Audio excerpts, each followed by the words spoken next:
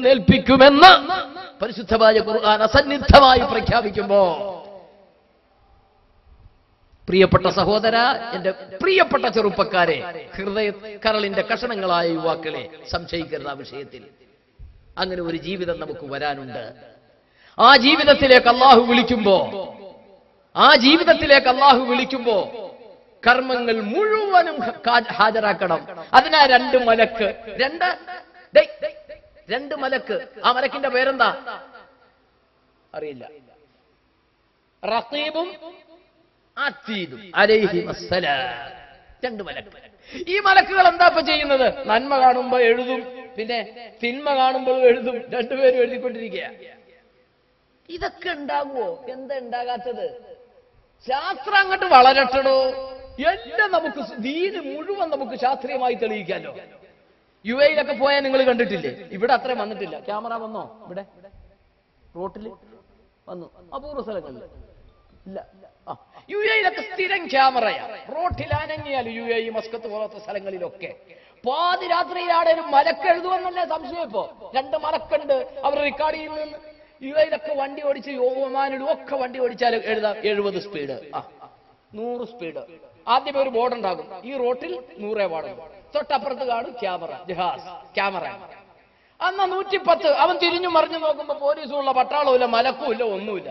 പാതി രാത്രി 2 മണി. വീട്ടിൽ പോയിട്ട് കിടന്നുറങ്ങാൻ അത്യാവശ്യമുണ്ട്. ശരിക്കും ആക്സിലേറ്റർ കാല് കൊടുത്ത് അങ്ങോട്ട് വിട്ടാൽ അപ്പോ ഒരൊറ്റ ലൈറ്റ് മലക്ക് പിടിച്ചു കഴിഞ്ഞു, റെക്കോർഡാക്കി കഴിഞ്ഞു. ആഖിറത്തിലേക്ക് ചെല്ലണം. നമ്മുടെ മലക്കിന്റെ റിപ്പോർട്ട് കിട്ടണമെങ്കിൽ അതിന് മരിക്കണം. അവിടെ പിടിച്ചാലും മലക്കിന്റെ റിപ്പോർട്ട് കിട്ടണമെങ്കിൽ 1 കൊല്ലം കാത്തിരുന്നാൽ മതി. വണ്ടിയുടെ മൊൽക്കിയ പുതുക്കാൻ വേണ്ടി ചെല്ലുമ്പോ, സുഹൃത്തെ ചെല്ലുമ്പോ, ഏതാ നമ്പർ? ആൾ ഇന്നത്, അബൂബക്കർ, അപ്പ സൈനുദ്ദീൻ, റെഡി. കമ്പ്യൂട്ടറിൽ ഞെക്കുമ്പോ സുബ്ഹാനല്ലാഹ്, ദാ വരുന്നു കിതാബ്, ചാർജ് ഷീറ്റ്. ഉടനെ ഇവൻ ചോദിക്കും, മാലി ഹാദൽ കിതാബ് ലാ യുഗാദിറു സഗീറതൻ വലാ കബീറതൻ ഇല്ലാ അഹ്സാഹാ. ഇതെന്തൊരു കിതാബാ അല്ലാഹ്, ചെറുതും വലുതും ഒക്കെ രേഖപ്പെടുത്തിയിട്ടുണ്ടല്ലോ. അന്ന് പാതിരാത്രിയിലാ ഞാൻ പോയത്, 2 മണിക്ക്. ഒരാളും ഉണ്ടായിരുന്നില്ല. എന്റെ ഫോട്ടോ സഹിതം എന്താ രേഖപ്പെടുത്തിയിരിക്കുന്നു. മാലി ഹാദൽ കിതാബ്, ഇതൊന്നൊരു കഥയാണ്. നമ്മൾ ചോദിക്കുന്ന ആഖിറത്തിൽ ചെല്ലുമ്പോ അതിന്റെ മുന്നോടിയാത്. അതിന്റെ മുന്നോടി ഗവൺമെന്റ് കൊണ്ടുവന്നു കഴിഞ്ഞു. ശാസ്ത്രം, സാങ്കേതിക വിദ്യ വികസിച്ചു കഴിഞ്ഞു. എന്തിനാ വെറുതെ തർക്കിക്കുന്നത്? ഈ 2 മലക്കുകളുടെ ഡ്യൂട്ടി എവിടം വരെ ഉള്ളെന്നറിയോ? അള്ളാന്റെ മുമ്പിൽ എത്തിക്കുന്നത് വരെ ഈ 2 മലക്ക് അവിടെ വരും, ഈ കിതാബുമായിട്ട്. എന്നിട്ട് അള്ളാഹിനോട് പറയും, ഞങ്ങളെ ഏൽപ്പിച്ചിട്ടുണ്ട് ഇവനെ നോക്കാൻ. നല്ല മലക്ക് ഇതാ കൊടുക്കുന്നു അവന്റെ കിതാബ് മുഴുവൻ, അവന്റെ എന്താ ഡോക്യുമെന്റ് മുഴുവൻ കൊടുക്കും. ചീത്ത മലക്കും കൊടുക്കും, അള്ളാഹ് അയക്കോ, നിങ്ങൾ കണ്ടിട്ടില്ലേ?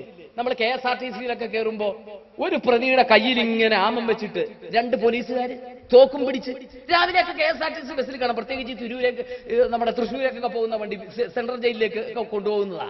അവന്റെ ഡ്യൂട്ടി എന്താ? ഈ പ്രതിയെ കുഴപ്പമൊന്നും കൂടാതെ അപ്പുറം ഇപ്പുറം തോക്കും പിടിച്ച് കോടതിയിലെത്തിക്കണം.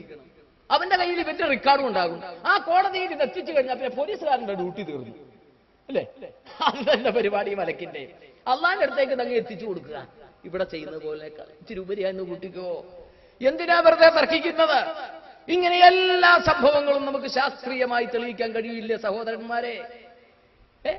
കോപ്പൻഹേഗൻ ഉച്ചകോടി കൂടി, ഏറ്റവും അവസാനത്തെ ചിത്രം കോപ്പൻഹേഗൻ ഉച്ചകോടി കൂടി തലസ്ഥാനത്തില്. വികസ്വര രാജ്യങ്ങളും വികസിത രാജ്യങ്ങളും ദിവസങ്ങളോളം കൂടി. എന്താ പ്രശ്നം? ഗ്ലോബൽ വാർമിംഗ്, ആഗോളതാപനം.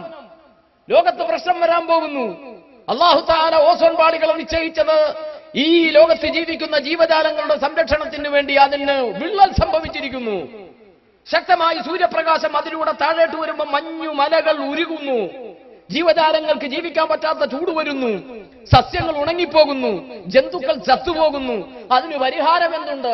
കോപ്പൻഹേഗൻ ഉച്ചകോടി കൂടിയെങ്കിൽ 14 നൂറ്റാണ്ടുകൾക്ക് മുമ്പ് അതേ സംബന്ധിച്ചും പ്രതിപാദിച്ച മക്കയുടെ മാനസപുത്രനായ മുഹമ്മദുർ റസൂലുള്ളാഹി.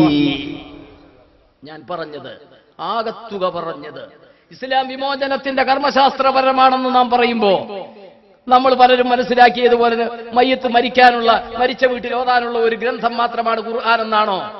നിസ്കരിക്കണേ, നോമ്പ് നോക്കണേ, സക്കാത്ത് കൊടുക്കണേ എന്ന് പഠിപ്പിച്ച ഒരു ഗ്രന്ഥം മാത്രമാണോ? ലോകത്തെല്ലാ വിഷയങ്ങളും പ്രതിപാദിക്കപ്പെട്ട ഒരു ഗ്രന്ഥം തന്ന് അനുഗ്രഹിക്കപ്പെട്ട ഒരു സമുദായമാണ് നമ്മൾ.